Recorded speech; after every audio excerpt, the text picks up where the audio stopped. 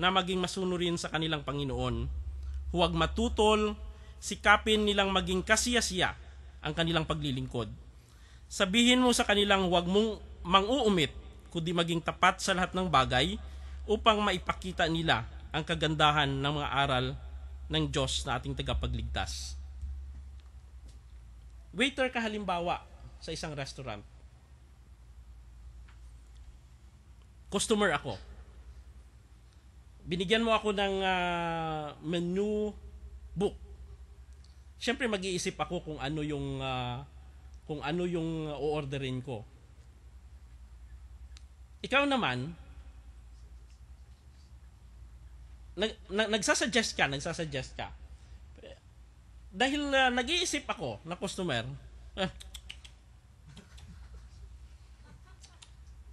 parang ayaw mong sumunod. Ano bang posisyon mo? Ano bang trabaho mo? Waiter ka.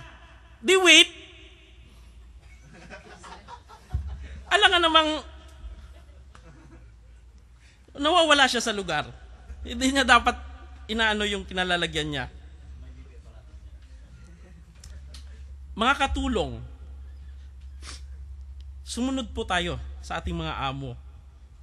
Pag pinagsasabihan po tayo ng ating mga amo, o kahit empleyado tayo, pag pagsasabihan po tayo ng ating mga amo, huwag na tayong magtatampo.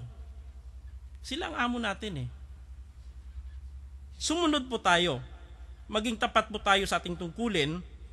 Ang tungkulin na inaatang sa atin, hindi lamang ng ating amo dito sa lupa, kundi tungkulin din yun na inaatang sa atin ng ating amo na nasa langit. Colossians 3:22. Slaves, obey your earthly masters in everything, and do it not only when their eye is on you and to win their favor, but with sincerity of heart and reverence for the Lord. Sa trabaho marahil natin ay na-experience natin. Pag wala si boss, banjing-banjing. Butterflying, punta sa isang lamesa, punta sa kabilang kwarto, punta sa kung saan-saan. Pero pag nandyan ang boss, ikakalat ang lahat ng mga papel para sasabihin may ginagawa. Hindi ba natin alam na ang Diyos ang nakakita ng ating ginagawa? Hindi naman natin pinagsisilbihan lang ang ating boss na nandito sa lupa, mas lalong pinagsisilbihan natin ang ating boss na nasa langit. Pinag-uusapan tayo ni pastor na ihatid si kapatid na ito sa kanilang accommodation. Aba, may sideline pa. Imbis na diretsong hatid, dumaan sa shopping mall. Hindi nagpapasakop. Nag-upload ng picture, nasa Starbucks na. Hindi tayo nagpapasakop. Hindi man napapansin ito ng ating pastor, pero alam na alam po ito ng ating Panginoon. At mananagot po tayo sa kung ano man ang ginagawa natin dito sa lupa, magsusulit po tayo sa ating Panginoon sa tatang panahon pagdating ng oras. Ang sumunod pong nagpapagulo ng mundo ay yung mga disobedient children.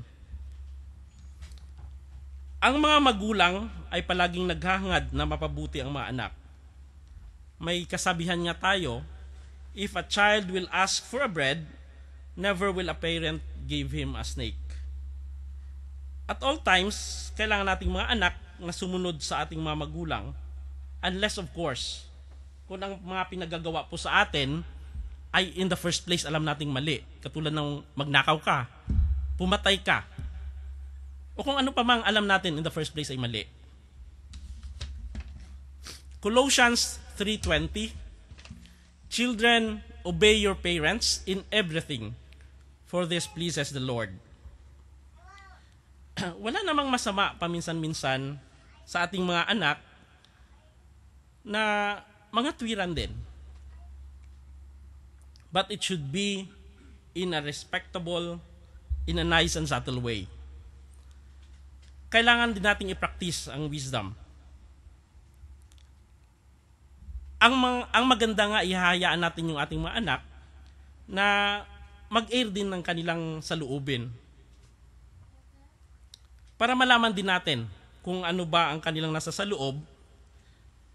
Ang pinaka-importante doon ay kung nag-usap kayo at nangangatwiran siya at alam mo na tama ka na magulang at sinunod ka pa rin ng anak mo, mas magandang katwiran yon, mas magandang pangangatwiran yon.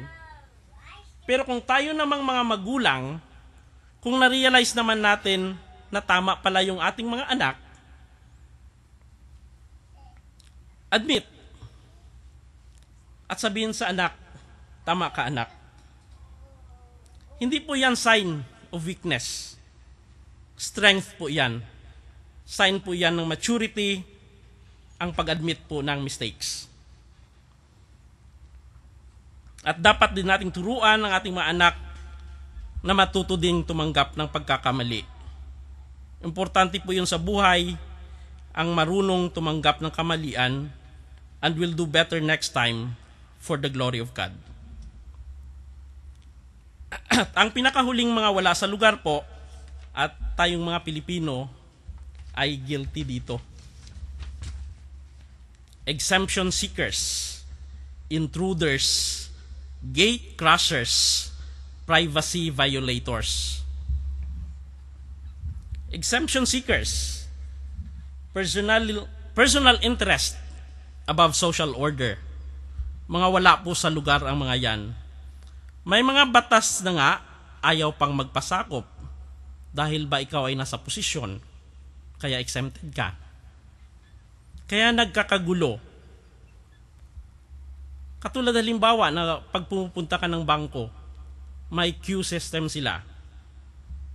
Ikaw dahil kakilala mo isang teller, dire-diretso ka doon sa teller, kasi hodang nanggagalaiti na po yung mga nakapila. Nawawala po tayo sa lugar pag ganun po tayo. Sumunod po tayo sa batas. Hindi magandang tingnan ang mga ganung mga ugali. Kung ang oras po natin ng trabaho ay alas 8,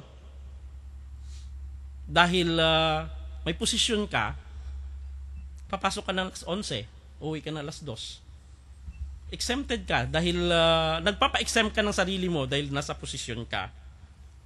2 Kings 17:37, you must always be careful to keep the decrees and ordinances, the laws and commands He wrote for you. Do not worship other gods. Sumunod po tayo sa pinag-uutos po sa atin ng ating Panginoon para walang magkakagulo-gulo. Walang palakasan. Sabi nga ni Erap nung nanalo siyang presidente, walang kaibigan, walang kamag-anak. Sana ganun po tayo sa ating Panginoon. Intruders, gate crossers, and privacy violators. Nakita mo nakabukas yung Facebook nung kapatid. Gagamitin mo. Hindi naman sa'yo yun eh. Bakit mo naman gagamitin? Magkasama kayo na isang kapatid na biglang tumawag sa kanya sa telepono. Nakikinig ka pa. Alam mo namang hininaan na nga yung boses niya para hindi mo marinig eh. Ano? Sabat ka pa ng sabat. Di po dapat tayo ganun. Ang dapat mong gawin, tumingala ka sa langit, magbilang ka ng paru-paro. O di kaya tumingin ka dyan sa daan, bilangin mo yung dumadaan na sasakyan, kaysa makinig ka doon sa pinag-uusapan ang hindi dapat ikaw ay nakikinig. May nag-uusap din po dito sa loob ng church, nag-heart-to-heart talk silang dalawa. Entrante ka. Gusto mo kape? Gusto mo lang palang makinig sa pinag-uusapan. Hindi po dapat tayo ganon. Matuto po tayong rumespeto sa privacy ng ibang tao.